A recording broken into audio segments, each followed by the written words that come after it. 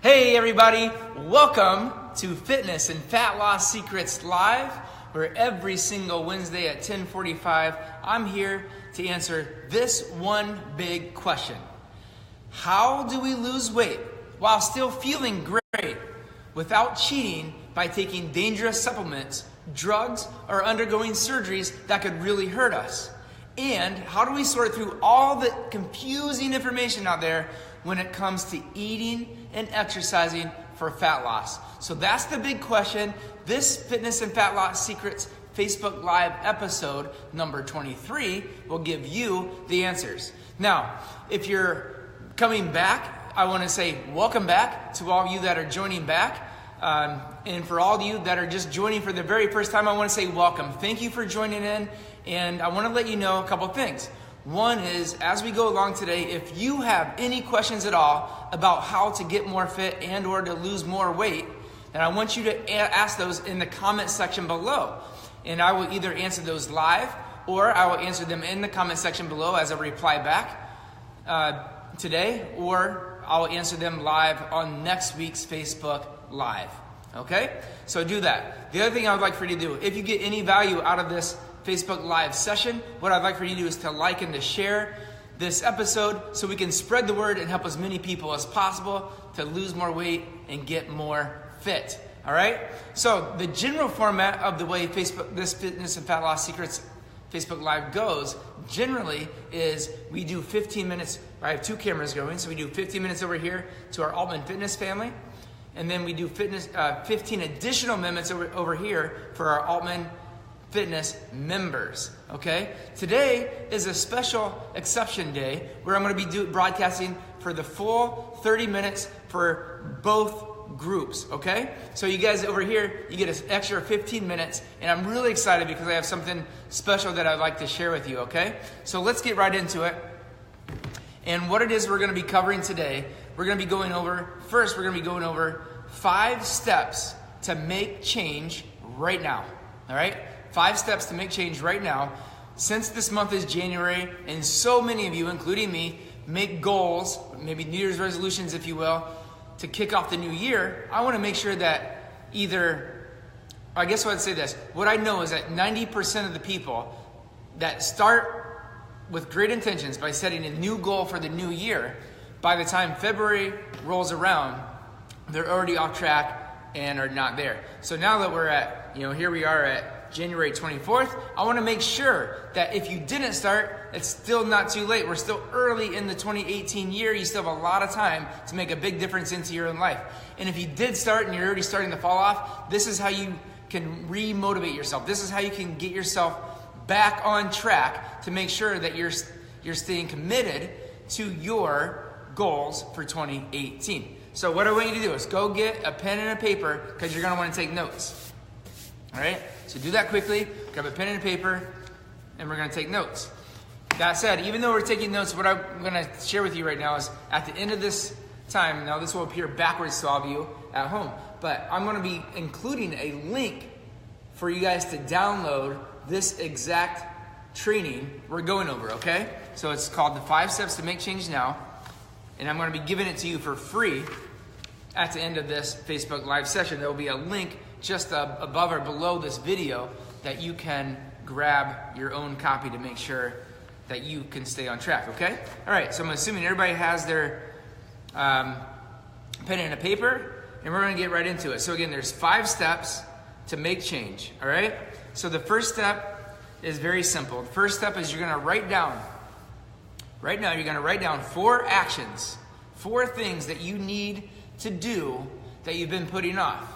Okay? And let's keep this for right now. So obviously you can use this training for any area of your life, but let's keep it in context right now for fitness and fat loss. What are 4 things, 4 actions that you need to do that you've been putting off? Do you need to drink more water? Do you need to measure that water out every day? Do you need to hire a trainer? Do you need to join a gym or a studio? Do you need to hire a chef? Do you need to spend Sundays prepping for your meals? Do you need to go grocery shopping on a regular schedule? So write down 4 things right now that you can do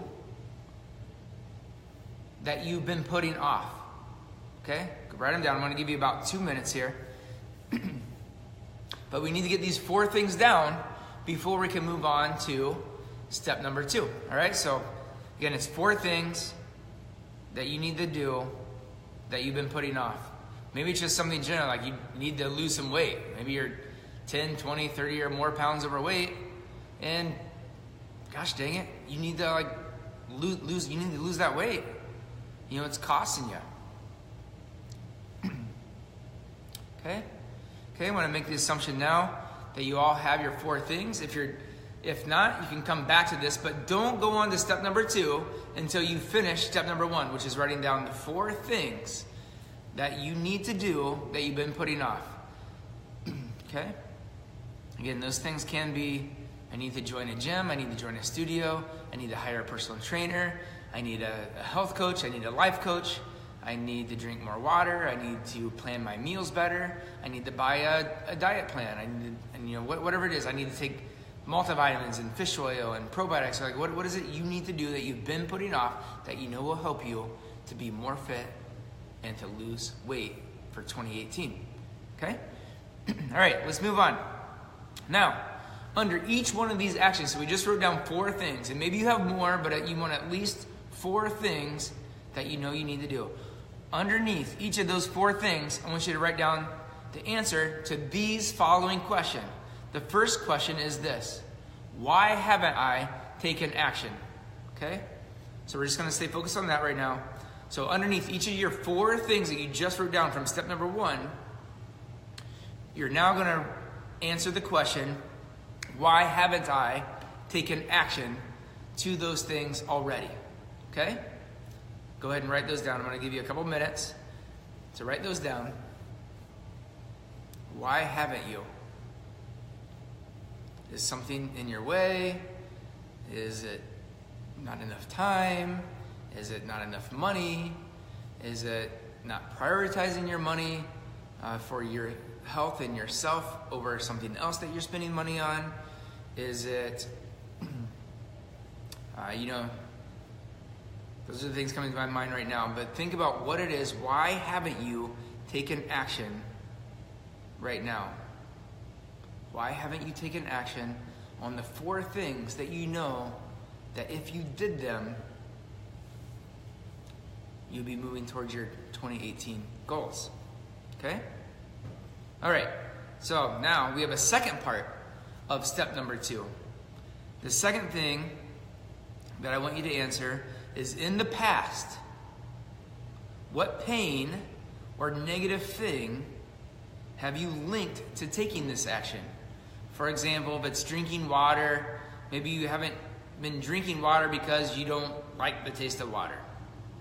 Maybe you don't drink enough water because you just simply haven't taken the time to measure it out. Or maybe you're not eating healthy because healthy food tastes terrible. What is the thing? There's some negative or painful reason why you haven't taken the action in the past, leading up to this point. Okay? So write down for each of your 4, from number 1, in the past, what painful or negative thing have you linked to taking action on that step? So write that down now. I'm going to give you a couple minutes to do that. Answering these questions is going to help you to understand what has held you back. So as humans, we all do things that help us move towards feeling or gaining pleasure and away from or avoiding pain or painful situations. So if you're not doing the things that you in your conscious mind think you should do or know that you should do, the reason you're not doing it is because you currently have that linked up to it's equaling pain for you. Okay, I want you to be really honest here. And if you're thinking that you don't have any pain or negative thing associated to your 4 things, I want you to think a little harder. Think a little harder. Dig a little deeper in there and figure out why it is. Again, it could be something really simple here, you guys. Could be like just haven't taken the time to do it. Haven't taken the time to do it. It doesn't have to be some big complex reason. You're trying to discover why you're not doing it, right? That's what we're after here. Why you're not doing the thing. It's for some negative reason or something that's causing you pain is the reason why you're not doing it. Okay, about 30 seconds here. We're going to move on to step number 3. All right? Now, in step number 3, what I want you to do is, for each of your 4 things, you're going to write down all of the pleasure you've had in the past by indulging in your negative behaviors. Okay? So I want you to write down your pleasure, or the thing that makes you feel good, by not taking those actions. Okay? So go ahead and write that down for each of your first 4 things that we just talked about. So we wrote down 4 things, and then you wrote down why you haven't taken action on the things that you know you want to do. And then we wrote down what pain or negative thing that you've been linking up to taking those actions. And now we're into step number 3. And in step number 3, you're going to write down all the pleasure you've had or that you've been getting by indulging in the negative patterns. Okay? For example, if you think you should lose some weight, then why have you continued to eat whole pans of brownies or eat whole bags of chips? Or why have you been drinking sugar-laden drinks like sodas or alcohol or other things that you know work exactly against you? What is the pleasure that you have linked up to doing the negative thing? Okay? Take about another minute here and write those down.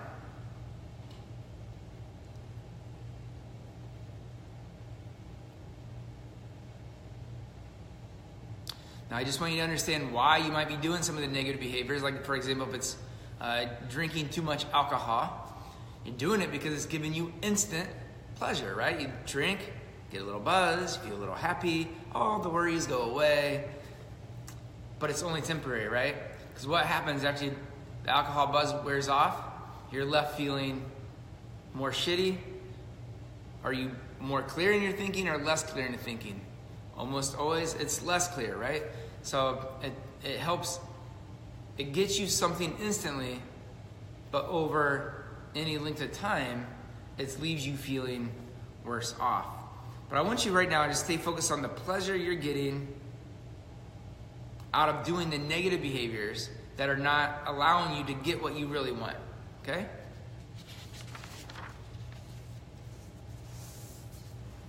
Okay? Next, we're going to move on to step number 4. Step number 4 is you're going to write down, for each of the 4 things we wrote down in step number 1, what you're going to do is you're going to write down exactly what it will cost you if you don't change right now. So if you don't change and do your positive action, what will it cost you? What will it cost you in terms of energy? What will it cost you in terms of your health? What will it cost you in terms of how you feel when you put on clothes and you're bulging out around your belly, or you can't get your pants buttoned because now your butt's too big, or just the general energy that you have? What is it going to cost you in terms of energy? Are you going to have more energy or less energy? What is it going to cost you if you don't do the thing? If you did have more energy, what would you do with it? What would you do with your kids? What would you do with your friends? What would you do in your career? What would you do for fun? Okay? So write down what things are going to cost you. What will happen if you don't stop eating so much sugar and fat into your diet? Okay? What will happen if you don't start working out? If you don't hire a trainer? If you don't join a gym? If you don't get going? What's it going to cost you?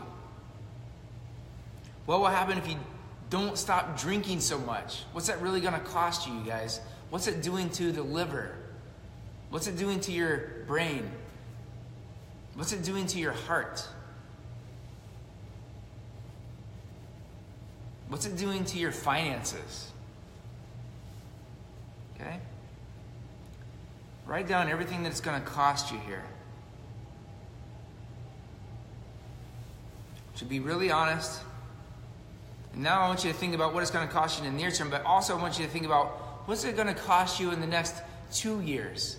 What's it going to cost you in the next 5 years, 6 years, the next decade? Fast forward a decade, what's it really going to cost you? If you don't change right now, what will it cost you, you guys? What's it going to cost you in your energy level over 10 years? What's it going to cost you financially if you don't do it? Okay? What will it cost you in terms of your relationships with others? With your friends, with your family, with your significant other, with your children? What's it going to cost you? And now I want you to think about this. I want you to think about, and I want you to write this down. How does that make you feel? Okay? So I don't want you to just say, it's going to cost me money, or, well, I'll just be fatter. I want you to think about, truly, how's it going to make you feel? You're fatter, how's it make you feel?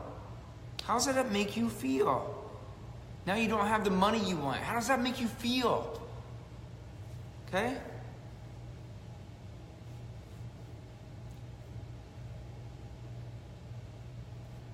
Just writing down what it's going to cost you is not enough. You got to get to the feelings. All these things produce feelings, right? When you stand in front of the mirror right now, you know how it feels. It either feels good to you because you look great, or you look in the mirror and you're frustrated. You feel terrible. You're like, gosh, dang it.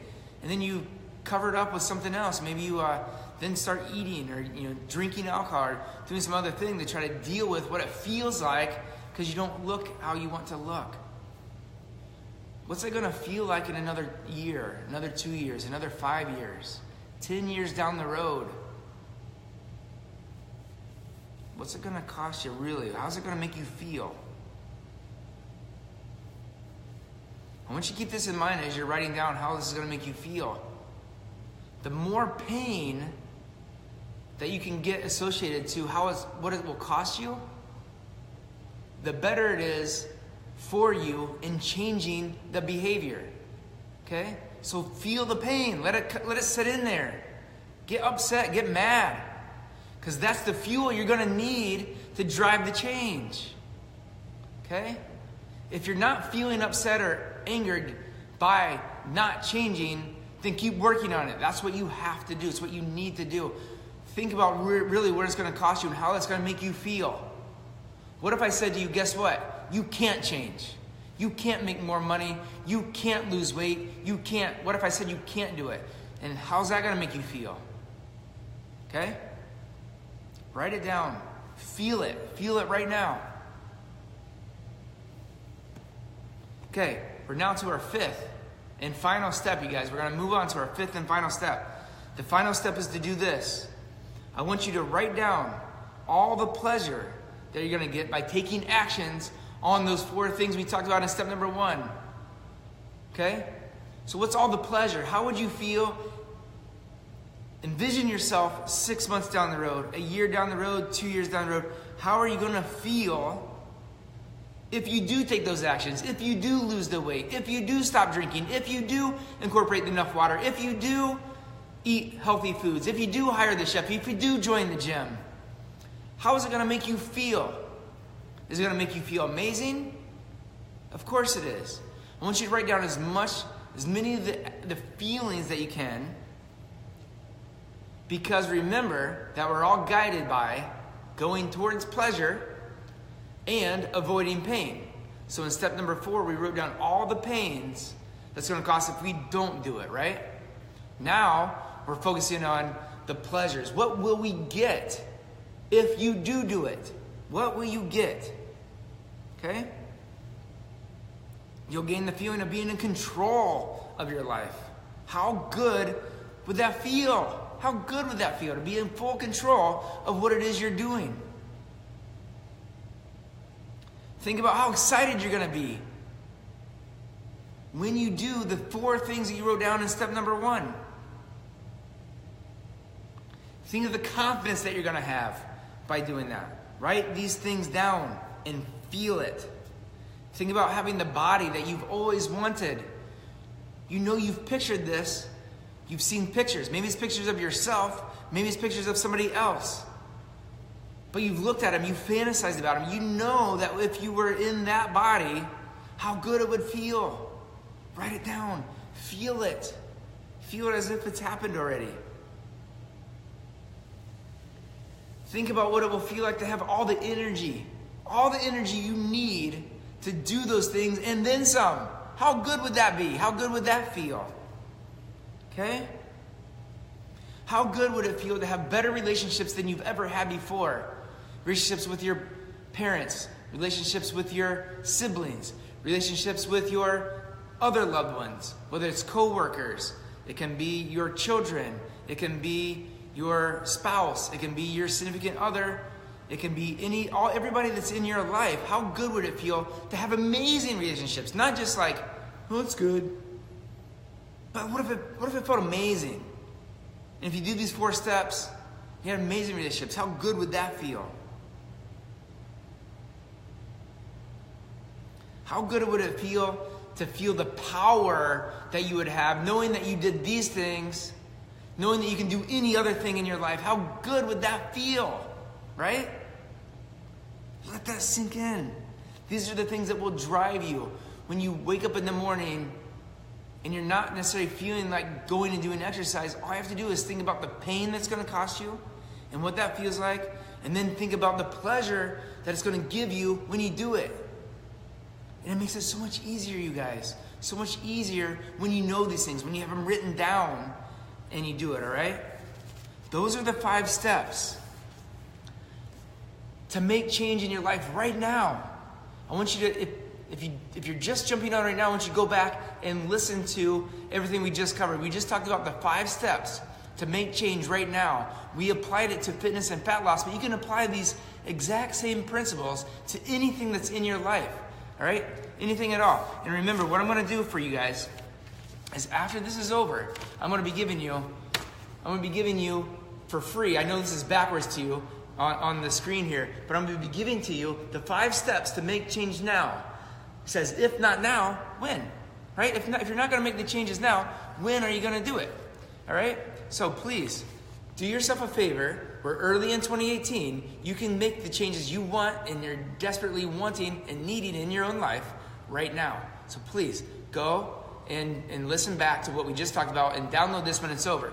We're now going to transition, you guys. We're going to move on. I have a couple of fitness tips that I want to share with you today. Maybe talking about 3 things, okay? 3 things that are going to help you in your fitness and fat loss journey. The first thing we're going to talk about is, the other day I had somebody ask me the question, Jay, I'm sore, should I train? I'm sore, should I train?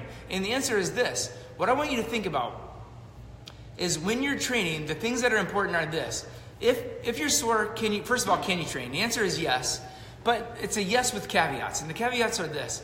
If you are sore today and you need to train today or you want to train today, you just have to make sure of these things. That when you train, well, first I want you to ask yourself, are you in pain? First, like ouch pain, like shoulders, like if I try to raise it up like this, it's like ouch pain. If you're in ouch pain, you cannot train this shoulder until you get that resolved. You want to go see your chiropractor or physical therapist or someone else you trust to help you get you out of ouch pain in that joint. And that goes for any other joint, okay? That said, if you're sore around the shoulder, you can move your shoulders and you're like, oh, I'm so sore. I'm feeling muscles I haven't felt in years or whatever it is, right? The answer is you can still train. You just need to make sure that your mechanics are really on point. So as an example, if you're going to train shoulders, if we're training shoulder, we're going to do a lateral raise here for the shoulders, right? So we'll scoot back just a little bit so you can see my shoulders better. But we're sitting here, let's say we have dumbbells in my hand, I'll bend forward in my seat a little bit, and I'm going to do lateral raise. Now, to do that properly, I need to be able to just move my shoulder. What will happen if the shoulder muscles are sore and you grab too much weight? What will happen is you will shrug up like this. It'll look something like this. So by looking, the weights are going just as high. But what's really happening, a lot of the movement is like my arms are really only moving to here, and then I'm shrugging it up to like here. So I'm working the traps, not my shoulders. Now if the goal in the exercise is to work the shoulders, you need to lean forward and you keep the shoulders down, and you need to use as much weight as you possibly can, but only using the shoulder muscles. and then you're gonna be focused on something in front of you. You're gonna be focused on using these muscles here in the side of your shoulder while you do the exercise. Now, if you can do that with perfect form, that's exactly what you want to do, because that will keep you from causing pain. What oftentimes happens is people get into pain. So imagine this, we have pain up here, then they come and train, and then what happens is they start compensating. They do a workout with bad mechanics, and then it creates, the next thing that happens is you create weakness in the muscles that should be trained, and you're asking, so instead of the shoulders doing this exercise, the traps are doing it, so you're asking the traps to do something that the shoulders were supposed to do, and so it's putting more stress up here, and you're gonna end up with a sore neck, which means you're compensating. So then you have pain, you use poor mechanics, you create weakness in the muscles you're supposed to be training, and then you end up compensating by using other muscle groups, and then you're back into pain. And you create this cycle that never ends, and you stay in this pain cycle, and then people usually, what they'll do is they'll grab Advil, 1, then it goes to 2, and then 3, and pretty soon they're taking like 4 to 8 Advil at a time just to get back in the gym. And it's crazy. Please don't do it. The idea with training is you can train when you're sore. There's other ways to recover. For example, after your workouts, making sure you're having some protein and carbohydrates within the hour after you train. After the workouts, making sure you're doing proper and enough stretches for the muscle groups that you just trained. Okay? So that's that one. So the answer is, can I train when you're sore? The answer is yes, but only if you're using perfect form, great mechanics, you're focused on the muscles that you're supposed to be working. If you're unsure, ask your trainer. And then what you want to do is make sure that you are, you're focusing your efforts, your eyes are focused on something forward, you're thinking about the muscle group you're working, and that way you're staying. You might need to lessen your weights if you're sore. That's okay. What's not okay is to do compensation by shrugging the shoulders when the shoulders should be down and doing this. Okay? All right, the next one I want to share with you is I want to talk to you about a concept called breathing and bracing. Breathing and bracing. And what this is all about making sure your core is stable when you're doing big compound exercises. And I'm going to show you, as an example today, I have a couple of dumbbells here, and I'm going to show you with the exercise squatting and what this looks like. First of all, let's talk about breathing. I'm going to set these down for a second, because a lot of you out there right now, when you breathe, you're breathing backwards. And what does that mean? That means, so I'll stand sideways. When you breathe in, most of you, what's happening is your chest, and you can do this right now. Stand up with me and do this. Breathe, and put one hand on your chest, one hand on your belly. I want you to take a deep breath in. And what did you just notice? For most of you, what's going to happen is your chest is going to rise, and what should be happening is actually your belly should rise. So when you take a breath in, it should be, and I'll exaggerate right now, belly goes out, and then the chest should rise a little bit at the very end of breath. And then when you exhale, everything should collapse together. So let's practice proper breathing first of all. So breathe in, big belly. Breathe down into your belly. Picture the air going down into the belly. And then the chest rises a little bit at the top. Okay? That's a proper breath. Now that we have the proper breath, what I want to tell you about is when you're about ready to do a big compound exercise, and compound exercises are things like squats, lunges, maybe you're laying on your back doing bench press. It's doing rows. Okay, these are our big muscle groups. And when you're doing those big muscle groups, we want to make sure that you're bracing and breathing properly in the core. And I want to teach you about what that means. So what that means is this. When you have the weights and you're about to do a squat, before you do the squat, what I want you to do is to breathe in so your belly comes out. And then you're going to tighten up your belly, so as if I was going to punch you or someone's going to punch you in your stomach, that you're tight, you're braced for it. Okay, so the belly goes out, and most people, again, pull it in when they're doing these things, and it does not brace the core. So you can, before you squat, breathe in, big belly, tighten it up like you're going to get punched. And then you can either hold your breath because it gets harder to breathe here, but then you do your rep, then you come up, and then you breathe again. Brace, down and out, and then exhale. So breathe in, brace, then do the exercise, okay? That's how you properly brace the core. So it's the belly comes out a little bit, you tighten it up as if someone's gonna punch you in the belly, and then you do your exercise. And that's the same for all compound exercises especially. Those are the ones that are gonna require the most from your belly. And if you're not doing that properly, what's gonna happen is you're gonna end up with a sore low back. A sore and or injured, hopefully not injured, But that's what happens so much of the time is people think for whatever reason, somewhere you may have read that to pull in, pull your belly in and then do the exercise. That's not right. You got to push the belly out and then you brace it by tightening it up. And then you do your exercise, all right? So that's my fit tip number 1. And my second fit tip to you guys is this. We're going to talk about arm curls. You guys are all familiar with arm curls. I'm going to again grab my weight. And like we've talked about in some previous episodes, you can get about 10% more out of any exercise if you take your eyes and you focus on one point in front of you, and then you focus on the muscle group that we're working. So in this case, we're doing arm curls. So we're working on the bicep right here in the front of the arm. And so you're going to focus on that. So I'm going to be staring at something in front of me. I'm going to brace my core. And then the tip here is, once you, let me show you first of all what I see a lot of people doing. They get into the arm curl and they come down and they stop about right here and go like this. Or they have too much weight and it looks something like this, just so they can get the weight up there, okay? So first of all, what you're going to do is you're going to hold your body stable. You're going to get your shoulders back and down, chest is up. And you're going to pick a weight that for your rep range, let's say we're doing 10 repetitions. You're going to pick a weight so that by the time you're to your 10th repetition, you should not be able to do the 11th one. And if you can't do the 11th one, go ahead and do it, because 10 is just the guide. It's not set in stone. So if you're following a program that I've written or someone else has written, just know that 10 is the guide. It's not actually what's written in stone. Ideally, on the 10th one, you hit there, but that's not always the case. So let's get into the tip with this one. So to avoid doing this kind of thing and cheating and not getting the most out of the exercise, what you're going to do is you're going to brace, you stare in front of you, you brace the middle, you're going to curl it up like you do, and then you're going down. When you get to the bottom, the tip is you're going to contract your tricep. So you're going to lock it out and contract your tricep, and then you're going to start the next repetition. And it's all the way down, and it's contract the tricep. You can do this even without weight right now, and I bet you when you straighten your arm all the way, you'll feel this straighten out. And what is that doing for you? For one, it's making sure that you are going all the way down, getting the full length of the bicep so that you can get the most advantage out of the exercise. Depending on who you are, you might need to increase the weight, but likely, especially for a lot of you guys out there, I recognize you're picking up weights that are usually maybe 5, 10, even 15 pounds too heavy.